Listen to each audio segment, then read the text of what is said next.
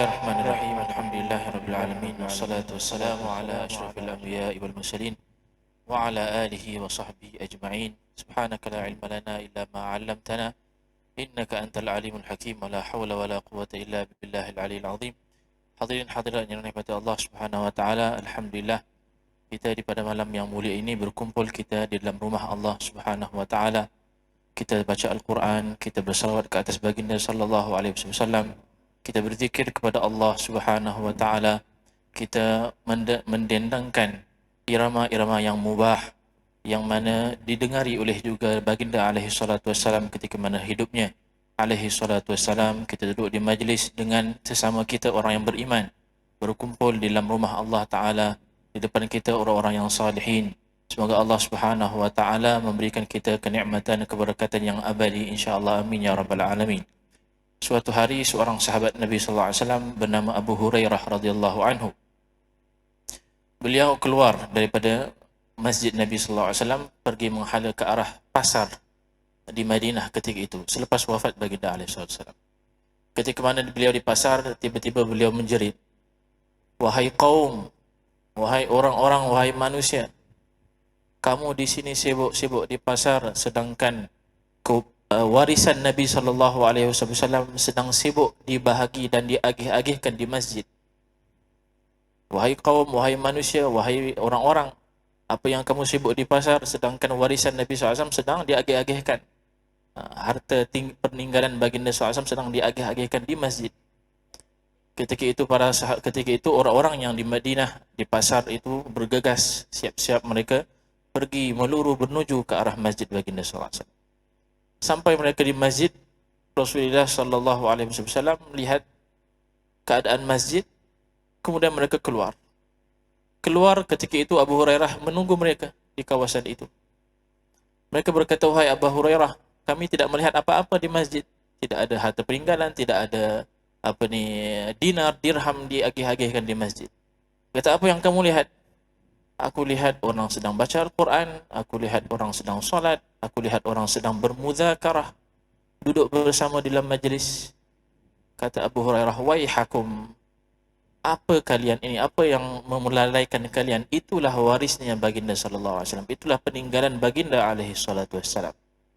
Kita duduk di dalam masjid Allah Subhanahu wa taala, alhamdulillah kita mendapat sedikit sebanyak mengamalkan warisan baginda alaihi salatu wassalam.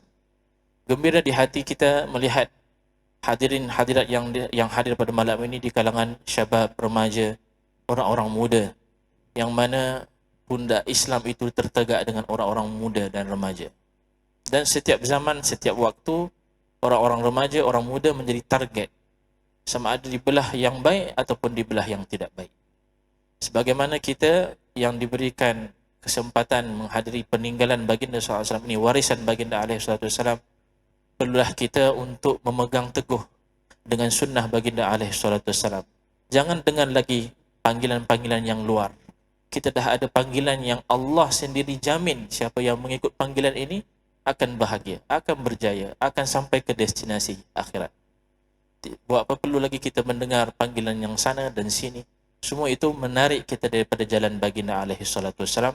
Berpegang teguh dengan sunnah baginda SAW di akhir zaman ialah kunci bagaimana kita ini mendapat dan juga menjamin kedudukan kita di sisi baginda SAW.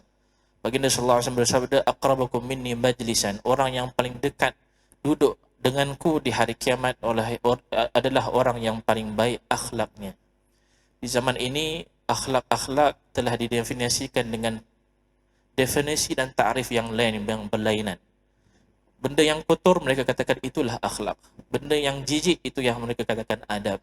Benda yang terbalik dan juga tidak kena dengan fitrah manusia, mereka katakan itulah hak manusia. Itulah freedom kita, kebebasan untuk kita memeluknya sesuka kita. Rupa-rupanya mereka ini semuanya target dan juga cuba untuk menarik kita daripada akhlak baginda sallallahu alaihi wasallam. Rasulullah dihantar untuk menyempurnakan akhlak, menyempurnakan fitrah manusia. Jadi perlulah kita mendengar hadis baginda, perlulah kita mempelajari sunnah-sunnah baginda sallallahu alaihi wasallam agar kita ini terdiri dan juga dijaga hati kita, dijaga penglihatan kita, dijaga fikiran kita daripada segala ajakan-ajakan panggilan-panggilan yang lain. Suka saya cerita tentang seorang sahabat yang bernama Habib bin Zaid. Beliau pernah keluar ke Bahrain ketika itu ada tugas yang ditugaskan oleh baginda alaihi salatu wassalam. Beliau dengan salah seorang sahabat daripada Bani Sulaim ataupun daripada Bani Al-Aslam. Ketika mana beliau keluar nak kembali ke Madinah, beliau dan juga kawan dia itu ditangkap oleh Musailamah Al-Kadzab. Kalau siapa pernah dengar Musailamah ini, bahawasanya beliau adalah salah seorang yang mengaku dirinya sebagai Nabi. Rasulullah SAW sudah melihat mimpi tentang kedatangan Musailamah ini yang mengaku sebagai Nabi. Jadi subhanallah, dia tangkap dua orang sahabat ini, dibawa menghadap di depan Musailamah. Ketika itu beliau di Najdi. Kata Musailamah, ditangkap mereka, ditanya kawan dia yang pertama dari Bani Al-Aslami itu. Dia kata, wahai fulan, adakah kau mengaku bahawasanya Muhammad itu Nabi? Ya, saya mengaku Muhammad itu Nabi. Aku ini Nabi, kau mengaku atau tidak? Kau bersaksi atau tidak? Dia takut. Ya, engkau juga Nabi. Habis safe, selamat. Habib bin Zaid ni Masya Allah muda, macam antum semua, orang muda. Ditanya, adakah kau mengaku bersaksi Muhammad itu utusan Allah Subhanahu wa taala? Dia kata, ya, aku bersaksi Muhammad sallallahu alaihi wasallam adalah Rasulullah. Dia kata, baik, aku ini juga utusan Allah, kau saksikan juga ataupun tidak? Dia kata, maaf, telinga aku ini tak dengar apa yang kau katakan.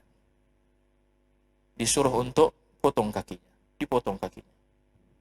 Jatuh beliau. Diulang pertanyaan lagi. Kau mengaku kat Muhammad itu utusan Allah. Saya mengaku Muhammad. Aku ini utusan Allah. Maaf, telinga saya dah pekak, dah tak telinga, tak dengar. Dipotong kakinya yang lain. Begitu ditanya, dipotong tangan kanan, dipotong tangan kiri, masih tidak berganjak daripada Muhammad Rasulullah SAW. Tak nak mencemarkan hatinya dengan selain panggilan Rasulullah alaihi salatu wassalam. Akhirnya Musailamah sudah fed up, sudah bosan, disuruh untuk dimasukkan ke dalam api yang membara ketika itu.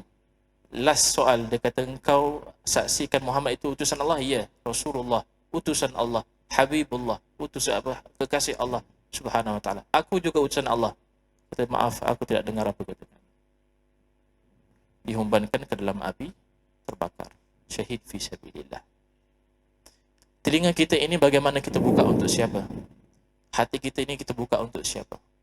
Panggilan siapa yang semestinya memberikan kita pedoman hingga akhir zaman, hingga destinasi terakhir, memberi kita kebahagiaan. Kepada siapa untuk kita buka hati kita? Telinga siapa, kepada siapa untuk kita buka telinga kita? Mata kita, untuk siapa untuk kita persiapkan? Wajah siapa yang untuk kita persiapkan untuk menatap wajahnya? Alaihi salatu wassalam. Alhamdulillah, kita dihadiri oleh orang-orang saleh, orang-orang tua di kalangan kita. Mereka ini mempunyai tanggungjawab daripada Rasulullah SAW, dan mereka mempunyai amalan daripada baginda SAW, mempunyai amalan yang baik dan banyak, dan juga mereka mempunyai salasilah, rantaian syekh mereka ke guru-guru mereka hingga Rasulullah SAW. Berpegang teguh dengan orang-orang tua kita, dengan para guru-guru kita, yang mana dengan begitulah hidupnya agama Islam ini, begitulah hidup dan juga berdirinya ilmu agama ini, daripada sanad, daripada silsilah rantaian guru ke guru ke guru ke guru, fahaman ke fahaman yang baik, fahaman yang baik, wara' daripada wara', daripada wara', daripada wara', zuhud kepada zuhud, kepada zuhud, taqwa diwarisi taqwa ke taqwa, hingga kepada yang induk yang besarnya Nabi Muhammad sallallahu alaihi wasallam. Jadi tak sepatutnya saya berkata di hadrat Tuan Guru kita. Semoga insya-Allah kita mendapat keberkatan daripada beliau dan juga para orang-orang salihin yang lain. Subhanallah, insya-Allah apa yang baik dari Allah Subhanahu wa taala, yang kurang daripada kesalahan saya sendiri, wallahu a'lam. Allahu